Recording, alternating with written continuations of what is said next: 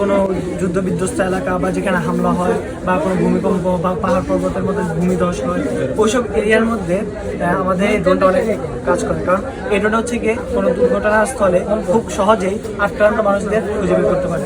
আমাদের এখানে টেলিমেট্রিক ব্যবহার করা হয়েছে। এই টেলিমেট্রিকের মাধ্যমে আমাদের ড্রোন অটোমেটিক্যালি একটা নির্দিষ্ট এরিয়ার মধ্যে সার্ভে করতে পারে এবং এই ক্যামেরার মাধ্যমে আমাদেরকে দেখাতে পারে যে এখানে এই ইয়াটা আছে, ড্রোনটা আছে, সে আমাদেরকে ওখানকার লোকেদের ইয়ে দিতে পারে।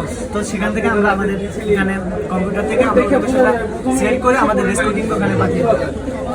দেন হচ্ছে গিয়ে আমাদের রোভারের কাজ হচ্ছে গিয়ে ধর কোনো ভূমিধসের পরে যেখানে মানুষ বেঁচে থাকে, যে মানুষ যাওয়া সম্ভব হয় সেখানে যেতে পারে।